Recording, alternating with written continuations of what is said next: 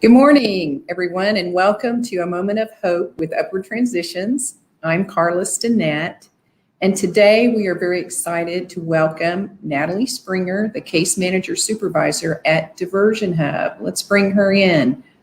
Hi, Natalie. Hello, so happy to be here. Good to have you here with us today. We're excited to learn more about the mission of Diversion Hub and how you began and everything. So tell us a little bit about the founding of Diversion Hub and how long it served Oklahomans. So we've only been open a year officially. We opened our doors to clients in June of 2020. However, we were kind of before that, we're funded by the Arnold Family Foundation, and that's where I came from. I started my work in criminal justice reform with them in the public defender's office. And after about a year and a half, 2 years, we thought, let's just make this a whole organization. So got everyone hired, and we've been open 13 months now. So it's awesome. Yeah. Yes. And you're one of the collaborative partner agencies that works with Upward Transitions. And as a case manager supervisor, what are you seeing as far as the biggest needs in the clients that you serve on a regular basis? So we see a lot, but I think one of the biggest things that we see our clients need is mental health and substance abuse treatment. We have a lot of clients that are struggling with mental health issues and substance abuse. And, unfortunately, here in this state, we don't have a ton of resources that we do have some really good partners that we work with. We work very closely with North Care. We refer to Red Rock, Hope, all the usuals. But it's still, it's just sometimes the wait times for those places can be a detriment for our clients, especially when we're trying to get them in compliance with their court cases or probation. Sometimes getting their, mental health stabilized or getting them into treatment can be, kind of a matter of, it's a really big deal in the court's eyes. Mm-hmm. And so we make sure that we get them set up for stability as quickly as we can. So do I understand this right? You are serving the legal side. Yes. More often than not. Justice involved individuals here in Oklahoma County, specifically on the pretrial and probation side. So for those clients that are actively going to court on a case, a misdemeanor or felony case, or they've been sentenced to probation, those clients are the ones that are eligible for our case management services. We do have a team of justice navigation here. And those justice navigators help clients kind of with the court process. They are not attorneys, but they are very well versed in the criminal dockets. So, court reminders, helping explain the fines and fees. That's super confusing here in Oklahoma County. And just setting them up for success with their probation too, making sure that they know where to go for their court-ordered classes and where their probation officer is located. The things that we have witnessed over time that lead individuals back into county jail or even, leading to a probation violation, which can put them into the custody of DOC. We are trying to reduce those numbers of individuals going into the county jail and ultimately DOC. Well, I'm just curious, are any of your clients that you serve part of an eviction case? Do you deal with that at all? So we focus on criminal, but okay. We do, if our clients do have some civil cases going on at the same time, we assist them the best we can. We typically refer out to legal aid for those issues, mm-hmm. or we have an eviction attorney that we work closely with, but our expertise is on the criminal side. I see. Okay. So in looking at the clients that you serve, how prevalent is the cycle of poverty as a contributor to their needs? Oh, it's extremely prevalent. I mean, all of our clients that walk through the door are experiencing poverty. A lot of our clients are experiencing homelessness. And when you look at the cycle of incarceration and the cycle of poverty, they're so intertwined. Our clients have just been stuck in those cycles for so long. and don't really know how to get out, or they've tried multiple times and they get stuck again. The fines and fees system here in Oklahoma County is, not only is it confusing, it's extremely expensive. And, if you miss paying your court costs, paying your probation officer, paying the DA's office, you have potential to get a warrant, and then which puts you back in the county jail, which in that case, if you had a job, you probably lost it. Your children, probably get put in the custody of the state, and you either hopefully can afford to bond out, or, which we see a lot is not happening. Our clients can't afford to be bonded out. So they either just wait for their case to plead, they plead guilty, or a judge will let them out on their own recognizance. So it's just that cycle over and over again. And that's where we come in and try and help stabilize them, get them some employment, get them the mental health treatment or substance abuse treatment they need, help get them set up with housing, to hopefully stop that cycle. Yes. So I guess some of those points about the fines and the fee system. So in overall, why do you think, in your opinion, that Oklahoma's poverty rate continues to be 5 percentage points above the national average? So I think there's multiple reasons. Again, we're always kind of circling back to the mental health, substance abuse. It's so prevalent in the clientele that we serve. And then, our education system here. But for what we focus on and what we see a lot is the rate at which Oklahoma incarcerates people.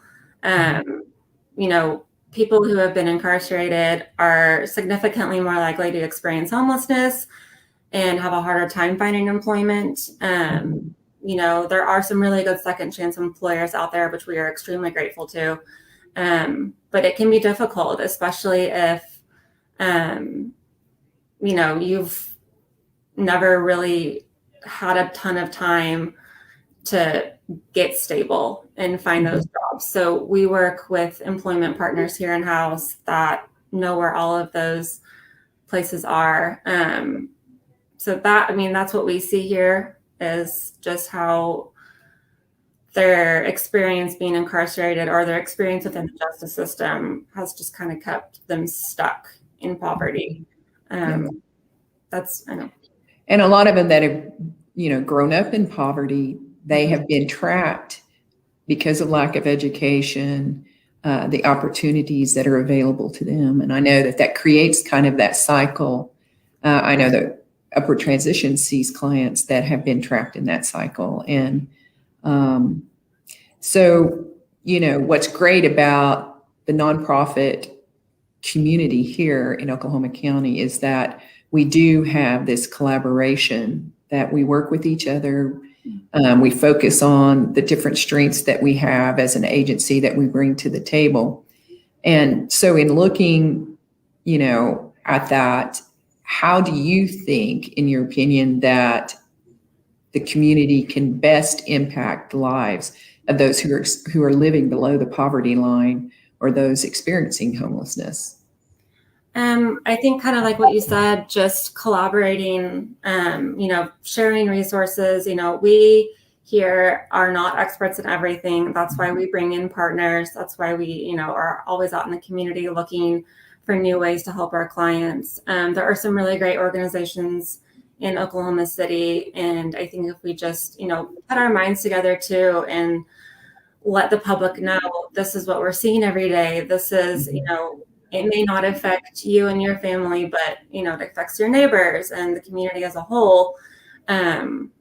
Just letting them know what is out there and what needs to be done in the future. And then also, just something kind of day to day that we preach here is just compassion for your neighbor. Our clients have been through so much trauma, and even just trauma from the justice system, that just a warm smile and a listening ear really does go a long way. Yeah. And I think, speaking of that compassion, taking ownership of your community. Like, this is our community. This is our own backyard. This is our village. These are our people. These are our children. I mean, this cycle of, families getting evicted, which comes up as the eviction moratorium will lift. It's imperative that we keep these families with their children in their homes to prevent them from getting on the streets, because that just starts that cycle all over again, or it starts a new cycle. You just want to stop that inflow of children being put on the streets, because it starts that trauma and has all those negative effects on their life that's sometimes lifelong. So it's real important that we prevent this if we can, be proactive and prevent it as much as we can. And we are so appreciative of the work that Diversion Hub does for intervening and helping these clients that, are dealing with the criminal justice system. So, but, just how do you see Diversion Hub? Do you know some instances, or if you have a client story you want to share, but how Diversion Hub and Upward Transition works together to assist the clients? Oh, on a daily basis. We use you guys all the time for your ID resources, and you guys are the experts in getting clients the documents they need. Most of our clients do come in with absolutely no identification documents, and that is the first thing we have to tackle, because we can't get them employment, we can't get them housing, can't get them into some of their court-ordered classes that they need to accomplish without any form of ID. And so you guys are just absolutely wonderful at that. And we are so grateful that exists in our community, because it is, especially right now with still in the COVID world, nothing is easy. Even just me trying to get an ID or something takes weeks. So having you guys there to help facilitate that for our clients has been wonderful. And I have a client specifically who he came in about a year ago. It was right when we first opened. And he came directly from court. The judge had recommended, hey, you should go check out Diversion Hub. They can kind of get you on track and make sure you're successful with your probation. He had just fled a probation. And he came in with nothing, young kid, super smart, motivated. We were able to get him his ID pretty quickly, get him to work. And a year later, he's housed. He's got the same job he did a year ago. And he's just killing it in life. And I am so proud of him. And he has technically graduated from Diversion Hub, but he still stops by every now and then, because this is just, his home base in a lot of ways. He jumped around from shelters for a little bit and then was able to get into housing. And, he's completely supports himself now and just got a promotion at work. I'm just so proud of him. And it really all started because you guys were able to help get him that ID, and which led to him getting a stable, steady job. Yeah, and we're always it's rewarding personally to even work in an environment where you're able to help people become productive citizens again and contribute back to society and support themselves. And those are the wins that make our days, when we have those clients that can stabilize and maintain housing, and we are seeing it. I mean, it's happening. Our work works, and our process works. So it's something exciting that we share together in the nonprofit community. But Natalie, I guess our time is up today, and I just want to thank you so much for being our special guest. And we look forward to continuing our work together with Diversion Hub. And we just want to see everyone next week. And thank you for joining us today. Thank you so much. Have a great week.